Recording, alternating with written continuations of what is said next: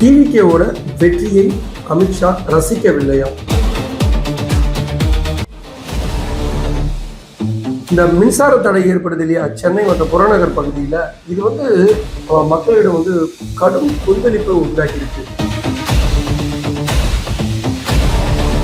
திமுகவோட எம்எல்ஏ திரு வைத்தியலிங்கம் அவர்கள் மீது அதிகார துஷ்பிரயோகம் 1453 அடுக்குமாடி குடியிருப்புக்கு பார்த்தீங்கன்னா தவறான முறையில் திட்ட அனுமதி கொடுத்து கிட்டத்தட்ட 27.90 கோடி சம்பாதிச்சதா ஏற்கனவே இருந்த வழக்க மூட பார்க்குது இவிஎஸ்சி. ஆனா தற்பொழுது அமைந்த புதிய அரசு இருக்கு இல்லையா, இந்த அரசு அந்த வழக்கை மூடுவதற்கு சம்மதிக்கவில்லை.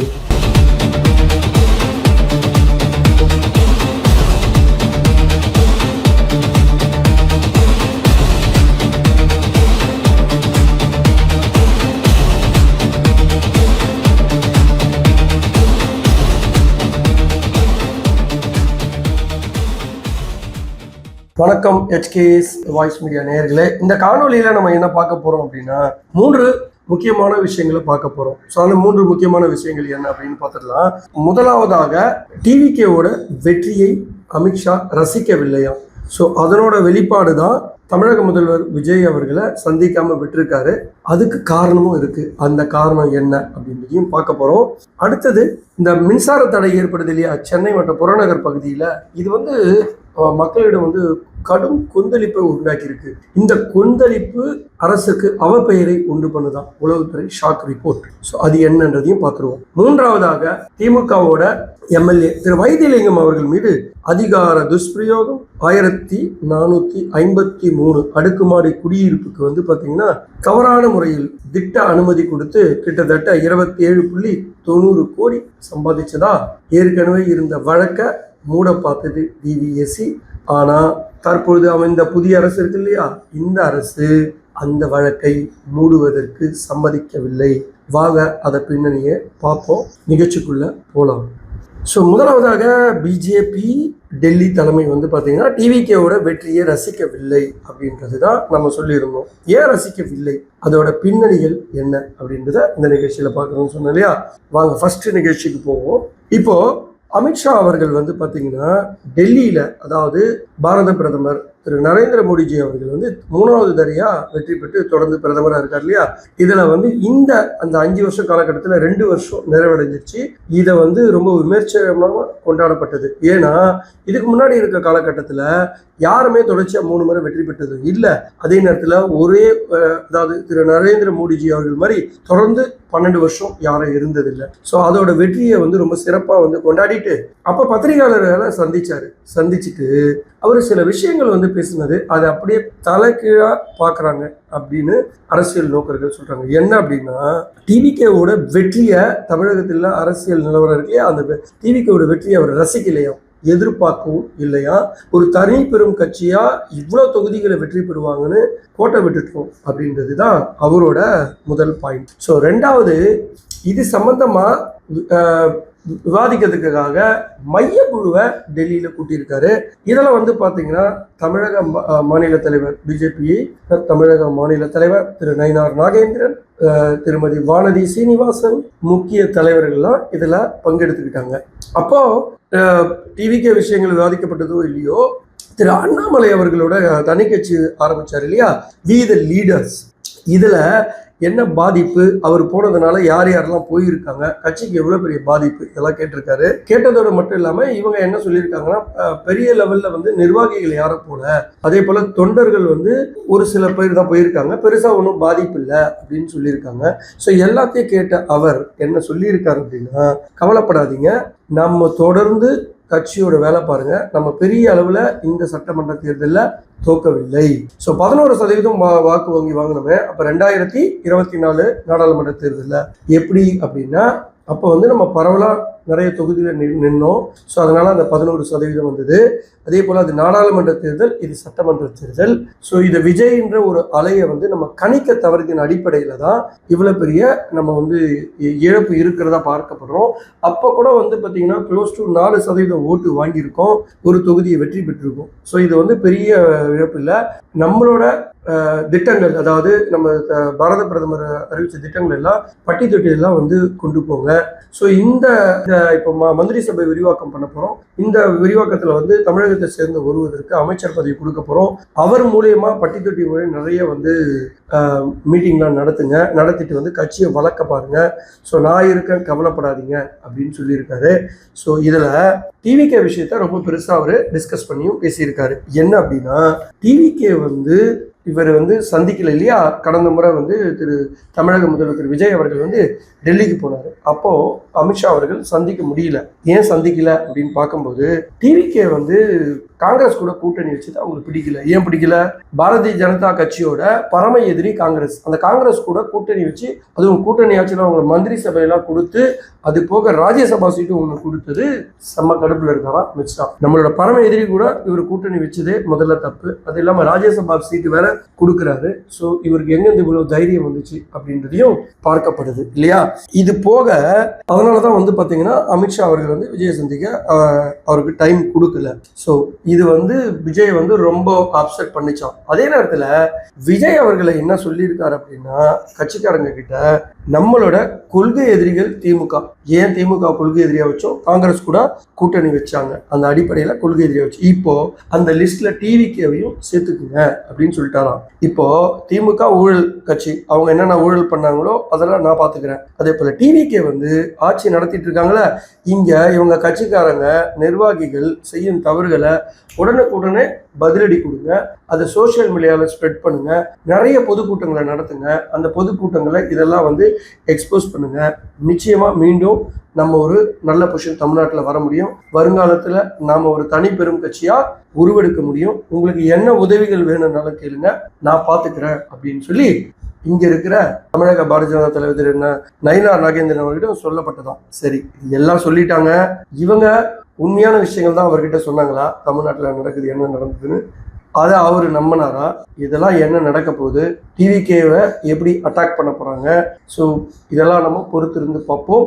அடுத்ததாக, அரசுக்கு கெட்ட பெயரை உண்டாக்கும் மின்சார தடை ஆங்காங்கே, அதாவது சென்னை மற்றும் புறநகர் பகுதியில் வந்து தமிழ்நாடு ஃபுல்லாக இருந்தாலும் சென்னை மற்றும் புறநகர் பகுதியில் மட்டும் ரொம்ப விஸ்வரூபம் எடுத்திருக்கு. இது வந்து ஆட்சிக்கு மிகப்பெரிய அவப்பெயரை உண்டு பண்ணுதுன்னு உளவுத்துறை மூலமா ஷாக் ரிப்போர்ட் கொடுத்துருக்காங்க.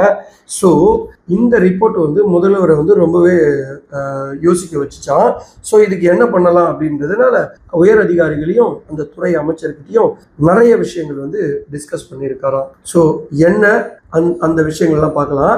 உயர் அதிகாரிகள்லாம் என்ன சொல்றாங்க அப்படின்னா, இது வந்து செயற்கையா ஏற்படுத்தப்பட்டது அல்ல அப்படின்றத மட்டும் தெளிவா சொல்லிட்டாங்க. ஏன்னா திரு இபிஎஸ் அவர்கள் வந்து பாத்தீங்கன்னா அதிமுக பொதுச் செயலர் ரொம்ப கிண்டல் பண்ணியிருந்தாரு. ஒரு தடவை வந்து அணில் ஆல வந்து மின்தடை ஏற்படுது, இன்னொரு தடவை வந்து திருடர்கள் வந்து ஃபீஸ் கேர் எடுத்துன்னு போறாங்க, எப்படியோ பேய் கதையெல்லாம் சொல்றாங்க அப்படின்னு கிண்டல் பண்ணாருல்ல. ஸோ உண்மையான ரீசன் அது இல்லை அப்படின்னு சொல்லப்படுதான். அதுக்கு என்ன காரணங்கள்லாம் சொல்லப்பட்டது அப்படின்னா, முந்தைய அரசாங்கங்கள், அதாவது திமுக அதிமுக ரெண்டு பேரும் இருந்தாங்க இல்லையா, இவங்க குறிப்பா திமுக வந்து பாத்தீங்கன்னா கிட்டத்தட்ட 14,000 மெகாவாட் மின் உற்பத்தி செய்யக்கூடிய அளவுக்கு உற்பத்தி திறன் இருந்தும் அதை உபயோகிக்காம செயற்கையான ஒரு பற்றாக்குறையை உண்டு பண்ணி தனியாரிடம் வந்து வாங்கினாங்க. ஏன் தனியாரிடம் வந்து வாங்கினாங்க? ஒரு யூனிட் 15 ரூபாய் கொடுத்து தனியார் கிட்ட இருந்து வாங்குறாங்க. அப்போ நிறைய இதுல வந்து அவங்களுக்கு ஊழல் நடந்திருக்கு. நிறைய பணம் சம்பாதிக்கிறதுக்கு இது ஒரு வழியா இருந்திருக்கு. அதனாலதான் உற்பத்தியை பெருக்கல.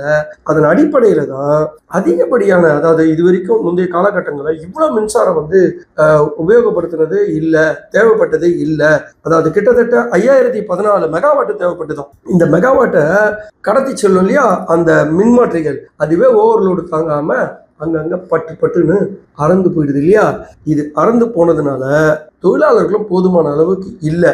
ஸோ இந்த தொழிலாளர்கள் போதுமான அளவுக்கு இல்லாததுனால குறிப்பிட்ட காலத்துக்குள்ள அதை ரிப்பேர் செய்ய முடியல.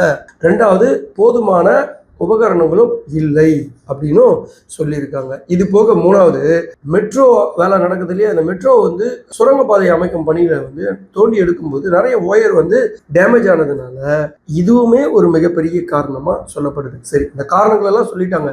இதை எப்படி வந்து இமிடியேட்டா வந்து ஷார்ட் அவுட் பண்ணலாம், எப்படி வந்து நிவாரணத்தை தேடலாம் அப்படின்னு சொல்லி அந்த துறை அமைச்சருக்கு பல உத்தரவுகள் பிறப்பிக்கப்பட்டதாம். என்ன அப்படின்னா, இவங்க சொன்ன அடிப்படையில் அவருமே சில விஷயங்களை செய்திருக்காரு. என்ன அப்படின்னா, கிட்டத்தட்ட 125 வாகனங்கள் அதாவது 125 வாகனங்கள்ல இந்த மின்தடை ஏற்பட்ட பகுதியில ரிப்போர்ட் ஆனவனையும் உடனடியா போயிட்டு அந்த மின்தடைகள் எல்லாம் வந்து சரி செய்யணும். அதுக்கு அந்த வாகனத்துல போதுமான ஆட்களை இமிடியேட்டா டெம்பரவரியா ஒப்பந்தங்கள் அடிப்படையில நியமிச்சு உடனுக்குடனே ரிப்பேர் பண்ணிடணும். ஸோ இதுதான் இந்த குழுவோட வேலை. இதை கண்காணிக்கிறதுக்கு 10 குழுவை போட்டிருக்காங்களாம். ஸோ இந்த குழுவோட வேலை என்னன்னா, இவங்க கிட்ட எல்லாம் பேசி வேலை பண்ண ரிப்போர்ட்டை வாங்கி சரியா தான் பண்ணியிருக்காங்களா அப்படின்றத கண்காணிக்கிறது தான் இந்த குழுவோட வேலையாகும். பரவாயில்ல, ஏதோ முன்னேற்பாடுகள்லாம் பண்ணியிருக்காங்க. இதோட ப்ராப்ளம் தீருமா, உண்மையிலேயே பிரச்சனைகள் எல்லாம் தீர்ந்து மக்கள் நிம்மதியா நைட்ல தூங்குவாங்களா அப்படின்றத வரும் காலங்கள் வந்து நமக்கு உணர்த்தும். மூன்றாவதாக திமுக எம்எல்ஏ திரு வைத்தியலிங்கம் அவர்கள் மீது, அதாவது அவர் 2011-16 காலகட்டத்தில் அமைச்சராக இருந்தார் அதிமுக அமைச்சரவையில். அப்போ மறைந்த தமிழக முதல்வர் செல்வி ஜெயலலிதா அவங்க அமைச்சரவையில் இவருக்கு வந்து என்ன பதவி கொடுக்கப்பட்டது அப்படின்னா, வீட்டு வசதி மற்றும் நகர்ப்புற வளர்ச்சித்துறை அமைச்சராகவும் சென்னை பெருநகர வளர்ச்சி குழுமத்தின் தலைவராகவும் இருந்தார், அதாவது சிஎம்டிஏல. ஸோ இந்த காலகட்டத்தில் இவர் என்ன பண்றாருன்னா, ஸ்ரீராம் ப்ராப்பர்ட்டிஸ், அதாவது இது எங்க அவங்க என்ன பண்றாங்கன்னா, பெருங்களத்தூர்ல ஒரு ப்ராப்பர்ட்டியை வந்து பில்ட் பண்றாங்க. அதோட எக்ஸ்டெண்ட் எவ்வளோ, மொத்தம் 57.94 ஏக்கர். ஸோ இந்த இடத்துல பில்டிங் கட்டுறாங்க. ஆனா இந்த இடத்துக்கு இவ்வளவுதான் அனுமதி வாங்கினவங்க பிற்காலத்துல என்ன பண்றாங்கன்னா, இன்னும் ஒரு 1453 வீடுக்கு அதிகமா கட்டுறதுக்காக என்ன பண்றாங்க, பர்மிஷன் கேட்கறாங்க. இது முறையா சட்ட பிரகாரம் தப்பு இல்லையா? இதை இவர் என்ன பண்றாரு அப்படின்னா, பர்மிஷன் கொடுத்துட்டு அதுக்கு கையூட்டாக 27.90 கோடியை லஞ்சமா பெற்றுட்டாரு. சரி, இதை பெற்றது வந்து இதை பெற்றதுனால கடந்த திமுக அரசாங்கம் என்ன பண்றாங்கன்னா, இவர் மீது வழக்கு பதிவு பண்றாங்க லஞ்ச ஒழிப்பு துறையில. ஸோ அந்த வழக்குல யார் யாரெல்லாம் குற்றவாளியா சேர்க்கிறாங்கன்னா, திரு வைத்தியலிங்கம் அவர்கள், அவருடைய மகன்கள் மற்றும் முத்தம்மாள் எஸ்டேட் அப்படின்ற கம்பெனி மேலேயும் வழக்கு பதிவு பண்றாங்க. ஸோ இந்த வழக்கெல்லாம் போயிட்டு இருக்கு. இது ஒரு பக்கம். சரி, இதுல என்னெல்லாம் அதிகார துஷ்பிரயோகங்கள், என்ன மாதிரி வழிமுறையில கையாண்டதுனால எப்படி வந்து அமலாக்கத்துறை உள்ள வந்துச்சு, இப்போது தற்போது வழக்கோட நிலை என்ன அப்படின்றத நம்ம இதுல பார்க்க போறோம். ஸோ இதுக்கு பிளானிங் பர்மிஷன் வழங்கப்பட்டது தான் பிரச்சனை இல்லையா? இது வந்து பாத்தீங்கன்னா, ஒரு பப்ளிக் சர்வெண்டா இருந்தவர் பணத்தை வாங்கிக்கிட்டு இதுக்கு அனுமதி கொடுத்தது வந்து மிகப்பெரிய தப்பு அப்படின்னு சொல்லி இவர் மீது வந்து வழக்கு பதிவுப்பட்டது. சரி, இதுல எப்படி இவர் வந்து போலி நிறுவனங்களை கொண்டு வந்து இந்த பணத்தை டிரான்சாக்ஷன் பண்ணாரு, அதாவது ஷெல் கம்பெனி அப்படின்னு சொல்லுவாங்க, அதாவது இயங்காத கம்பெனிகள் எல்லாம் ஷெல் கம்பெனின்னு சொல்லுவாங்க. ஸோ இந்த கம்பெனியில வந்து பாத்தீங்கன்னா, நேரடியாக லஞ்ச பணத்தை வாங்காம ரொம்ப கிளவரா என்ன பண்றாருன்னா, இவங்க மூலயமா வந்து பணத்தை முத்தம்மாள் எஸ்டேட் அப்படின்ற பேர்ல இந்த கம்பெனி வந்து பாத்தீங்கன்னா 2016 14 வரைக்கும் 14 ஆரம்பிச்சு எந்த விதமான பணப்பட்டுவாடாவும் அந்த கம்பெனியில நடைபெறவே இல்லை. சரியா? இவங்க என்ன பண்றாங்கன்னா, ஸ்ரீராம் சிட் ஃபண்ட்ஸ் மூலியமா இவங்க கடன் வாங்குற மாதிரி போலி ஆவணங்களை செட் பண்றாங்க. செட் பண்ணிட்டு இன்கம் டேக்ஸ்ல என்ன மென்ஷன் பண்றாங்கன்னா, 2016 எந்த விதமான ஆக்டிவிட்டிஸும் நடக்கல, அதனால லாபம் எதுவும் இல்லை அப்படின்னு காட்டுறவங்க ஒரு கட்டத்துல பணத்தை வந்து கடனா வாங்கணும்னு காட்டுறாங்க. சரி, நடக்காத ஒரு கம்பெனிக்கு எப்படி வந்து கடன் கொடுப்பாங்க அப்படின்றது தான் இதுல மிகப்பெரிய கேள்வி. சரிங்களா? இப்போ இந்த பணத்தை வாங்கினவங்க என்ன பண்றாங்க அப்படின்னா, சட்டவிரோத பண பரிமாற்றம் பண்றாங்க. என்ன பண்றாங்க, இந்த பணத்தை வாங்கிக்கிட்டு நேரா கொண்டு போயிட்டு திருச்சியில 100 கோடி ரூபாய் மதிப்புள்ள இடங்களை வாங்கி குமிக்கிறாங்க முத்தம்மாள் எஸ்டேட்டு சார்பா. சரிங்களா? சரி, இதுல எப்படி அமலாக்கத்துறை உள்ள வருது அப்படின்னா, ஸோ இவங்க இந்த பணத்தை முறையான பணம் வந்த மாதிரி பல வழியில, அதாவது அந்த செல் கம்பெனி வந்து இன்னொரு கம்பெனிக்கு போடுறது, இப்படியே மாத்தி மாத்தி மணி லாண்டரிங் பண்றாங்க. அந்த பணத்தை வந்து முறையான பணம் போல உள்ள கொண்டு வந்து இந்த பணத்தை வந்து மாத்துறாங்க இல்லையா? இந்த இடத்துல தான் வந்து பிஎம்எல்ஏ அமலாக்கத்துறை இருக்கு இல்லையா, அவங்க வழக்கு பதிவு செய்கிறாங்க. Prevention of money laundering act. அதன் அடிப்படையில அமலாக்கத்துறை இவர் மீது 100 கோடி அளவுக்கு மணி லாண்டரிங் பண்ணாருன்னு சொல்லி அவருடைய சொத்துக்களை எல்லாமே முடக்கிறாங்க. சரி, அமலாக்கத்துறை இதுல இருக்கு இல்லையா? இப்ப அமலாக்கத்துறையும் இந்த எஃப்ஐஆர் போட்டிருக்காங்க.